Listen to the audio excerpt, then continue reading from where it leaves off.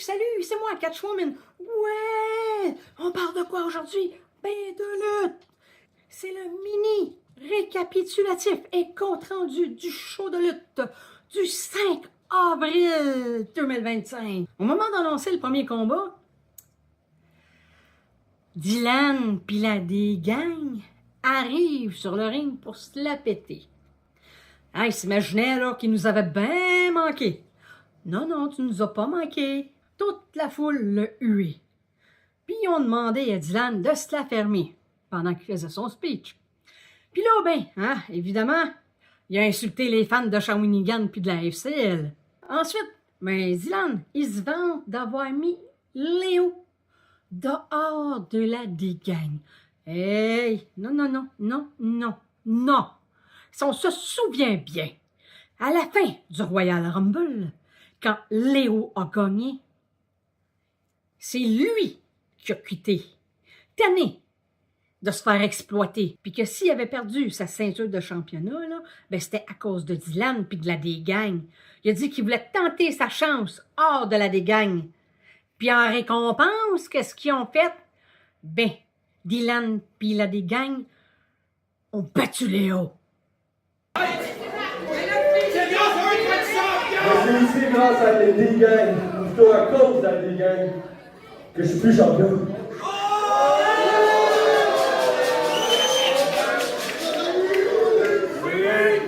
Le préféré, mettre chambre sur Brian Cole pour le tomber plutôt que moi. Pour forcer Charles de l'âme. Ça, j'ai encore sur le cœur. Ce que j'ai encore sur le cœur, c'est tous les coups que j'ai pris pour toi. Au travers des années, tous les sacrifices que je fais pour toi pour que tu gardes ton titre. Moi, c'est quoi que j'ai en retour?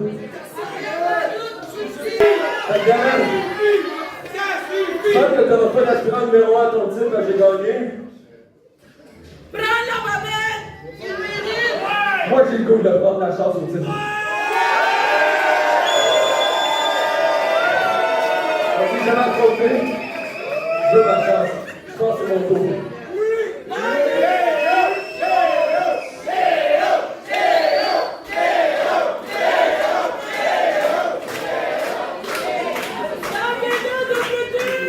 Léo, s'il y a une chose que je peux te dire,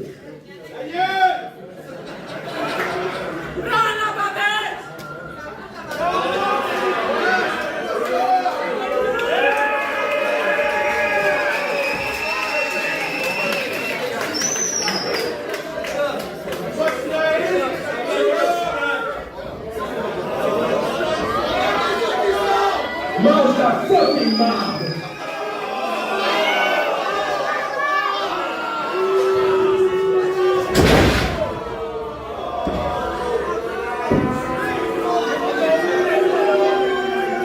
Non mais pas pour qui? T'es sérieux? T'essaies vraiment de me mettre dans mon chemin, Léo? J'ai pas les conséquences par le fuck up!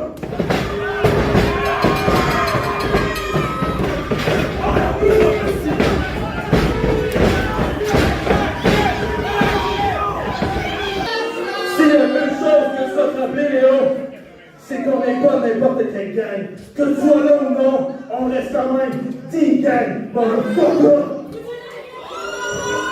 Par la suite, Dylan a dit de Léo qu'il avait toujours été le bâton dans les roues de la D-Gang. Et ce, malgré tout ce que Léo avait donné pour eux.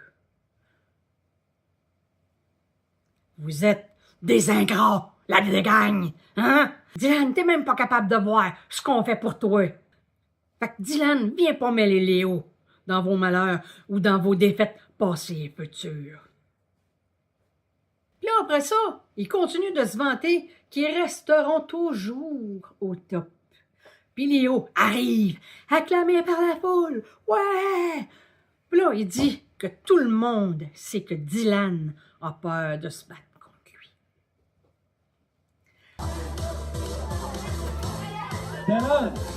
Dylan, mon homme.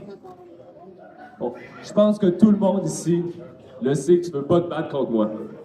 Tout le monde ici sait que tu as peur de moi. pas vrai, Shawi?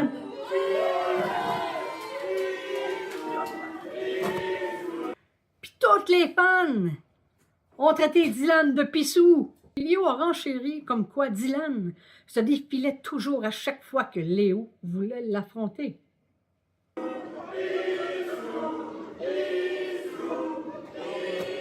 Est-ce que tu penses réellement que je suis un pissou? T'as-tu vu, moi? Ok, vous pensez réellement que je suis un pissou? Moi, je vais vous dire c'est quoi être un pissou. J'ai passé la saison complète à défendre ma ceinture face à n'importe qui. J'ai battu Marc Falco, Mathieu Saint-Jacques, Benjamin Toll, Michel Plante, Charles Mason, Alex Sauvageau. Toutes les personnes qui s'est mis à mon chemin, ils ont toujours eu le même résultat. Les épaules à terre pendant 3 secondes. Fait que penses-tu vraiment que j'ai peur de toi, Léo? I mean, tu veux pas m'affronter? Tu te sauves. Le mois dernier, t'étais pas là. Qu'il est même prêt à mettre sa chance au titre. Puis sa ceinture, c'est Dylan. Puis Sean le battent, lui et Michel. Pendant le show. Puis là, finalement, on se retrouve les deux ensemble sous le même toit ce soir. Puis je suis prêt à faire un marché avec toi, Dylan. Je suis prêt à abandonner ma chance au titre. Si et seulement si, toi et ton petit laquais, vous êtes capable de battre Michel puis moi ce soir. Et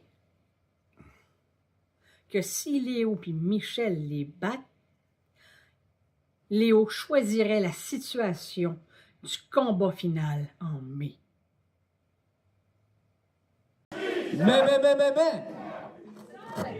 Si Michel et moi, on vous bat, si moi je suis capable de triver les épaules à terre pour le compte de 3, ben non seulement je garde mon titre d'aspirant numéro 1 au titre de la FCL, mais aussi je choisis la stipulation pour notre combat à la finale de la saison au mois de mai.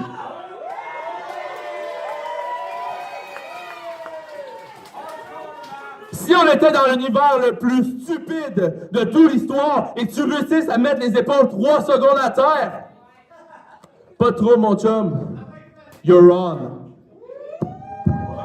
Ensuite, premier combat pour la demi-finale du tournoi des fondateurs.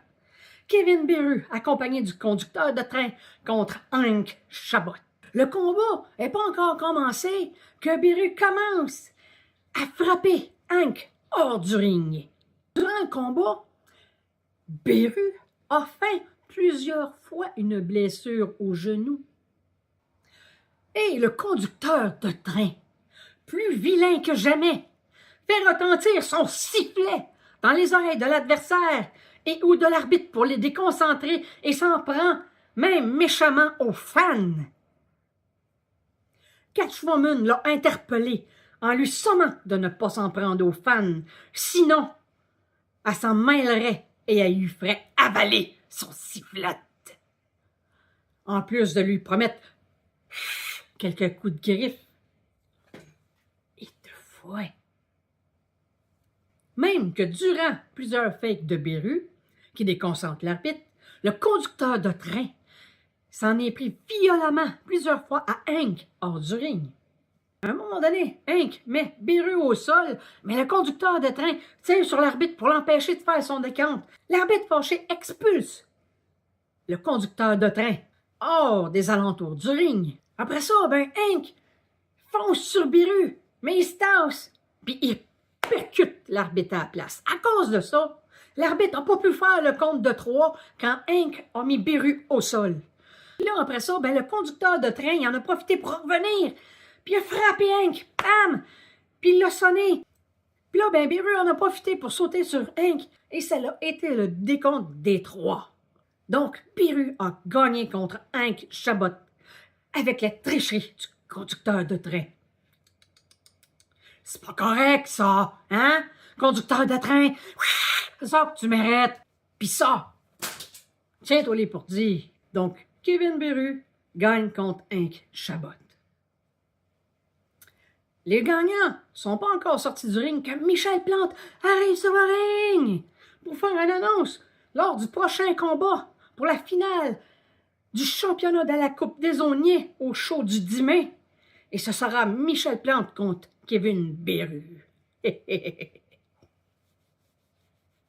Tu vas l'avaler, ton sifflet, chou-chou. Ou devrais-je dire chou-chou.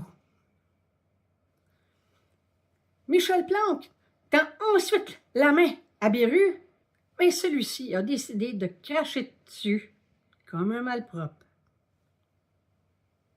Est maintenant connu, alors que le mois prochain, Kevin Beru va affronter Michel Plante.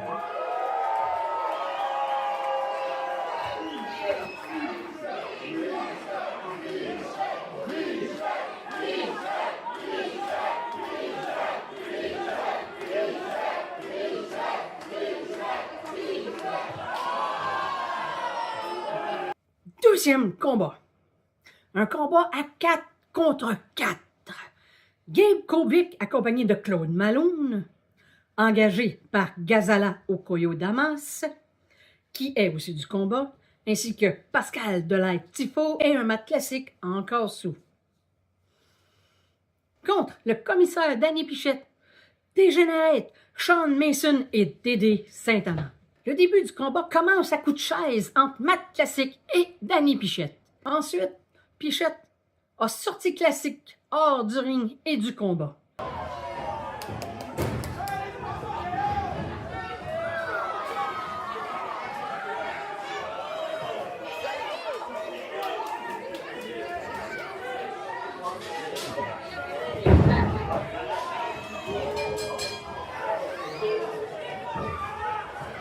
Pour ensuite se ramasser à 3 contre 3 puisqu'ils ne sont pas revenus durant le combat. Après plusieurs passes de lutte, Kovic entre sur le ring. Mason fait son judo. Il invite Dégénérate à entrer sur le ring et se met contre lui en y kickant d'en face pour ensuite le tirer par la jambe et le donner en pâture à Kovic. Et Mason a quitté le combat. Et pour ne pas revenir, lui non plus.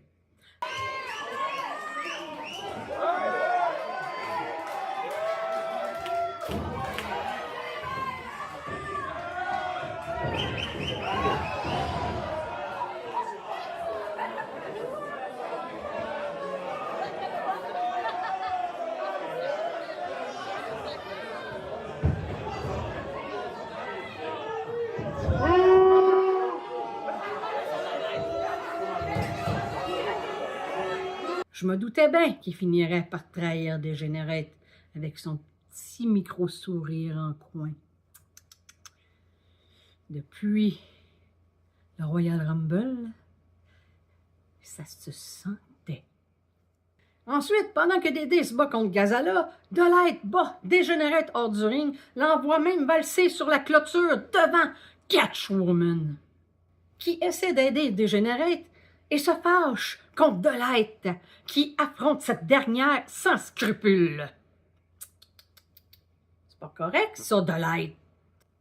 Catchwoman a apprécié, tu sais. Plus maintenant, plus depuis que t'as chialé sur les fans de Shawinigan et de la FCL. Hein? Leur combat se poursuit donc sur le bord du ring, Delahaye et Dégénérate, pendant que Gazala envoie Dédé Saint-Amand à Kovic, qui lui le met au sol et gagne. Donc, Delahaye, Gazala Okoyo-Damas, le mat classique sous et Gabe Kovic, accompagné de Claude Malone, gagnent contre Dédé Saint-Amand, Danny Pichette, Dégénérate et un Sean Mason, déserteur retraite.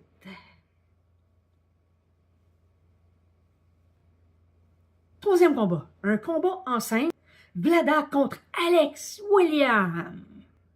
Vlada saute sur son adversaire avant le début du combat. Évidemment, hein, c'est une des gangs. Durant le combat, Sean Martel vient s'en mêler, évidemment, tricher et essaye de s'en prendre à Williams. L'arbitre l'a renvoyé aussitôt. Ensuite, vers la fin du combat, Alex Williams monte sur les câbles pour finir Vlada, mais Martel y arrive puis il revient s'en mêler, ce qui permet à Vlada de reprendre ses esprits et de se tasser quand William saute dessus.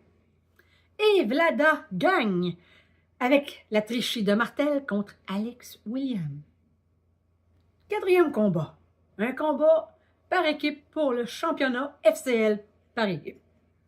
Les Machos, Razor, Révolution et Golden Greg contre les faux frères, les demi-frères jumeaux Jason Boyd et Robbie Hennessy.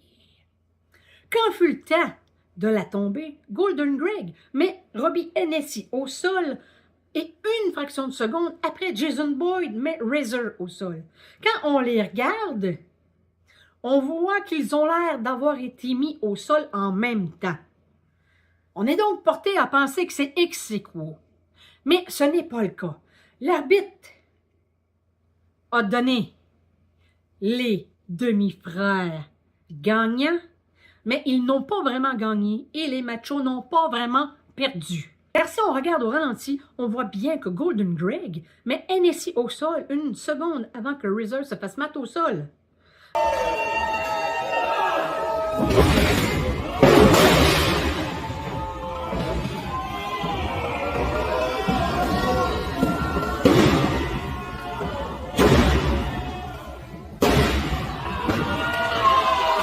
Mais l'arbitre n'a vu que Jason Boyd mettre Razor au sol. Donc, les faux frères jumeaux, je veux dire, les demi-frères jumeaux ont gagné contre les Machos. Même si techniquement, ils n'ont pas gagné et que les Machos n'ont pas perdu. Donc, ensuite, Dave arrive avec Tijan sur le ring, acclamé par la foule.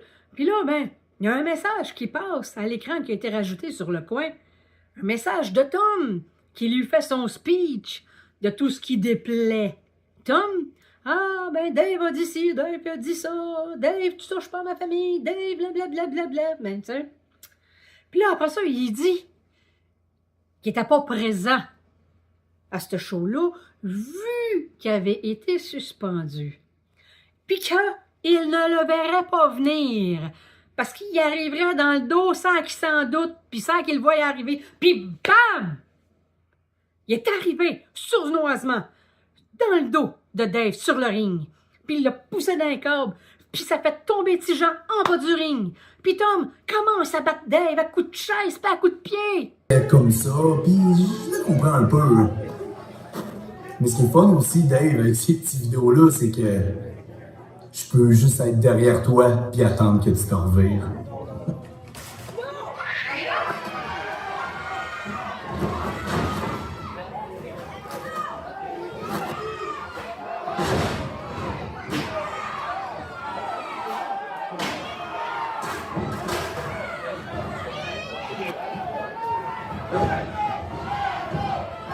Maudit sauvage! Là, ça commence sérieusement à aller loin, là. Trop! Comme j'ai dit là, dans l'autre vidéo. Chris, mûris, mange une Snickers, ou ben non, fais-toi soigner. Fume un joint, je sais pas, là. Mais Chris, relax, Max, hein?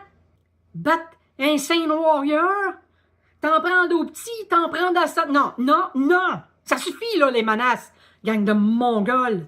Tom prend ensuite le micro et dit qu'on assistera à la mort de la justice devant toutes les fans. Tom vient de proférer les pires menaces envers son ancien allié. C'est grave, là. Sérieux. Ce soir, vous allez assister à la mort de la justice. Tijan lui sac un coup de drapeau dans le dos. Tom se vire, puis il poigne, puis il lève dans les airs comme si c'était une poupée de chiffon.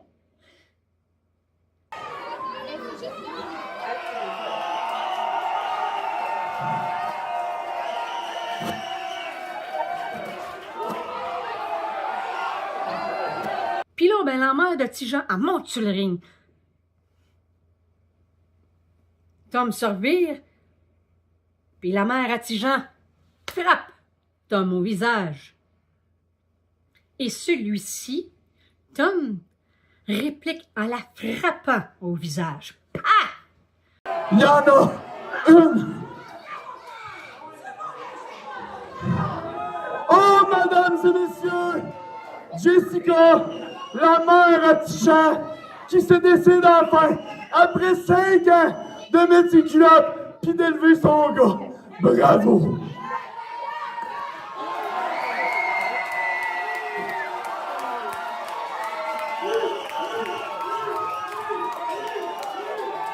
Celle-là, Jess, je la méritais. Hé, le débile! Un, c'est pas une lutteuse. Deux, c'est une femme. Hey, qu'est-ce que tu fais là? Va te faire soigner, Chris. Qu'est-ce qui va pas chez vous? C'est pas parce que Dave, il est plus heal avec toi que t'es obligé de virer mon gueule. Ensuite, une bataille éclate, évidemment, entre Dave et Tom. Les arbitres essaient de les arrêter, mais Tom frappe Thunder. La bataille reprend de plus belle autour de Dave de pousser un autre arbitre.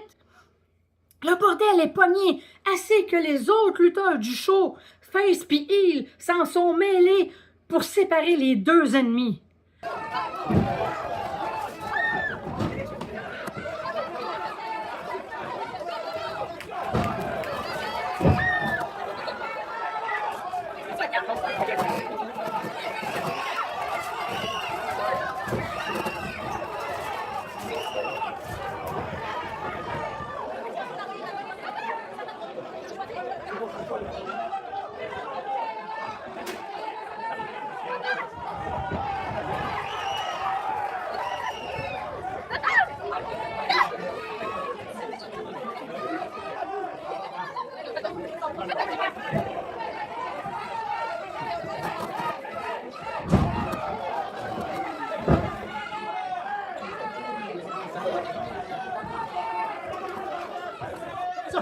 Les Heels avec Tom puis les Face avec Dave. Assez que même le directeur général Gil Reno est arrivé sur le ring.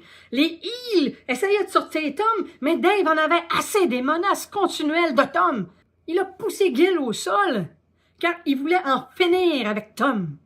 Gil a dit qu'il en avait assez, que c'était rendu le Capharnaüm et a mis les deux antagonistes dehors. Mais avec un gros mais. Que le prochain show, celui du 10 mai, ils se battraient l'un contre l'autre une bonne fois pour toutes avec un combat non censuré par la FCL. Un combat que tous les coups sont permis. C'est grave, là. Dave a dit à Tom qu'il en finirait une bonne fois pour toutes et que l'un des deux s'en sortirait pas vivant. OK, là, c'est assez! C'est assez! Toi, c'est assez! Toi, c'est assez! Là! Cette, là, ma job, c'est de veiller à la sécurité des spectateurs! Veiller à la sécurité du personnel de la FCL! C'est que tu fasses fort, Dave! Là, c'est assez! Là, ça marche pas! C'est le Capharnaüm! OK? Vous deux! Vous êtes dehors! Non! Toi! Dehors! Puis toi! Dehors! Sacrez votre camp! Fini! Mais, attends, mais, il y a un gros mais par contre. Vous voulez vous entretuer? Je pense que les spectateurs de l'FCL ont vraiment envie de vous voir vous entretuer. Puis avec les événements de ce soir, j'admets que moi aussi j'ai très envie de vous regarder vous entretuer. Ce soir, vous sacrez votre camp. Vous n'avez pas d'affaires ici. Mais le mois prochain, Tom Leblanc, Dave la Justice, dans un combat non sanctionné par la FCL. Le mois prochain, vous faites ce que vous voulez. Tom Leblanc, ça fait 5 ans. 5 ans. On va finir ça une fois pour toutes, moi, ici. Voulez-vous qu'on finisse ça une fois pour toutes, moi, puis lui?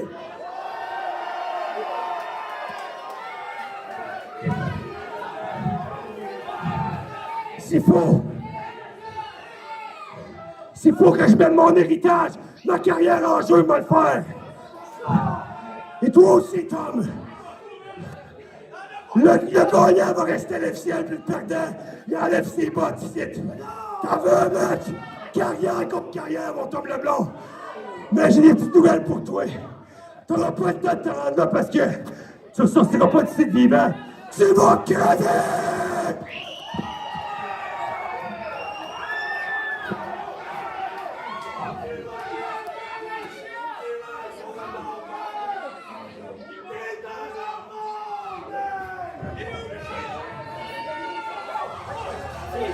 OK, c'est officiel. Le mois prochain, la carrière de Dave la Justice contre la carrière de Tom Leblond dans un combat où tous les coups vont être permis. Entretuez-vous, les gars! Sérieux, là, c'est rendu trop loin, les histoires. C'est grave. Vraiment. Puis ça fait peur à beaucoup de fans et à beaucoup de proches autour de Dave puis de petits Jean. Il va falloir faire de quoi parce que ça n'a pas d'allure. Sérieux. Donc, le 10 mai, la fin, soit de Dave ou de Tom. En tout cas, sérieux, j'espère que non.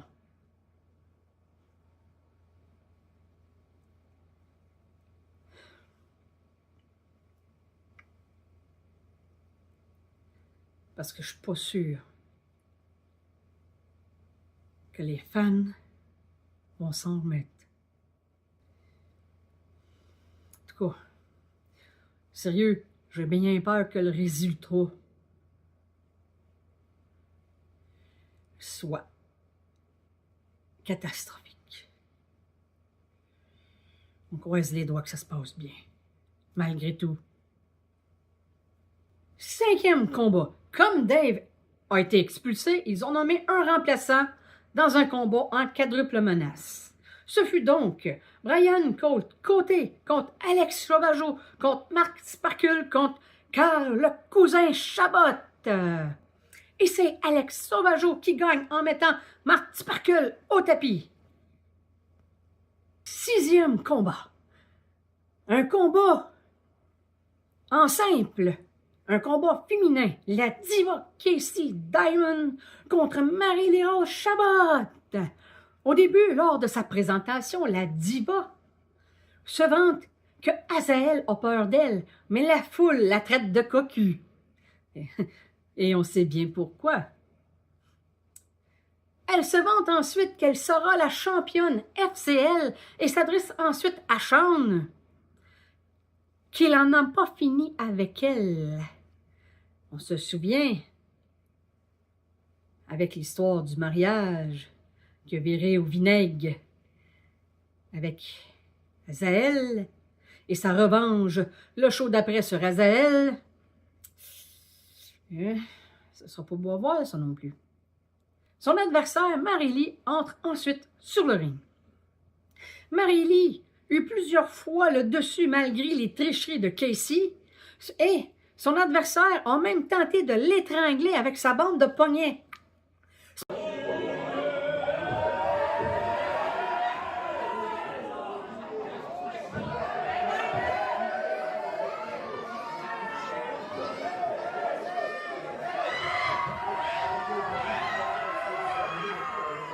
Pas correct ça, Casey. Qu'est-ce que tu fais là?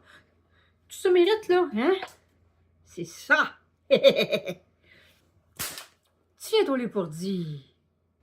Les filles se sont battues à coups de poing, à coups de pied, puis à coups de prise agressive.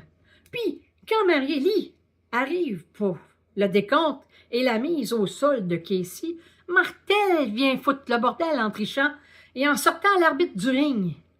Hank a décidé aussi de s'en mêler. Il est arrivé et a ensuite fait sortir Shawn Martel.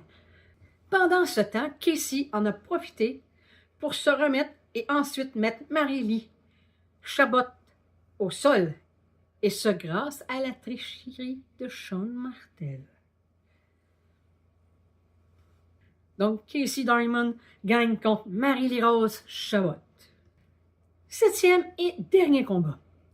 Léo Harvey Sunshine et Michel Plante contre Dylan Donovan et Shawn Martel, accompagnés du Vlada. Si Léo perdait, il perdait son titre de champion, mais s'il gagnait comment se déroulerait le prochain combat, le 10 mai. Le combat commence, puis Dylan s'en va hors du ring, comme un petit poltron. Et la foule le hue et le traite de pissou. Durant le combat, à un moment donné, chante bas Léo pendant que Michel s'occupe de Dylan. Michel envoie par la suite les deux adversaires hors du ring. Le combat se poursuit alors hors ring, pendant quelques temps. À un moment donné, après un coup de pied au visage de Michel de la part de Martel, les deux se mettent ensuite sur Michel. Pendant que Michel et Martel s'abattent, Double D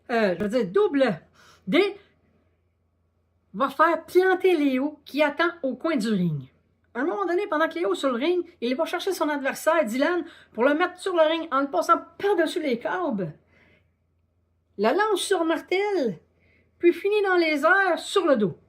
Mais Léo essaie de monter sur les câbles pour finir Dylan, mais Martel s'en va sur lui. Michel l'en empêche, le met hors jeu et lance ensuite Dylan au sol pour que Léo puisse enfin le finir en sautant du troisième câble. Durant le décompte, Vlada vient s'en mêler, bien évidemment.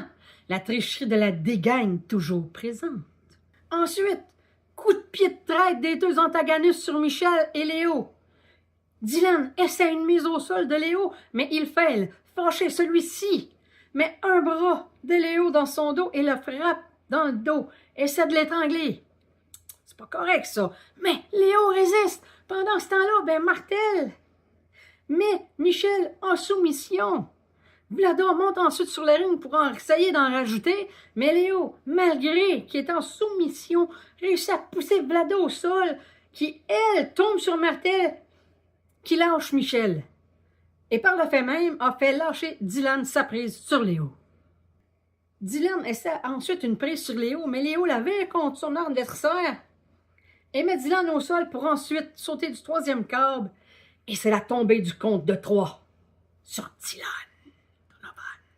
Donc, Léo, Harvey Sunshine et Michel Plante gagnent contre Dylan Donovan et Sean Martel. Et ce, malgré leur tricherie avec Vlada.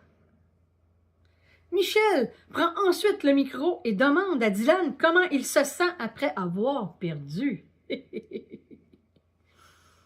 Il lui dit qu'en mai, ils vont en manger une contre Léo pour la ceinture. Et Léo apporte le cadeau pour Dylan pour le combat en mai, une laisse en métal pour un combat final à 1 contre 1. Une laisse et un collier de chien pour Dylan, pour pas qu'il se sauve du combat contre Léo. Donc, prochain show, samedi le 10 mai. Fait que manquez pas ça. Pourquoi? Parce que ça va être malade. Il y a 9 combats, puis le show commence à 7h30. Fait qu'arrivez tôt. Parce que ça va vraiment être hot. Néo les bourdis.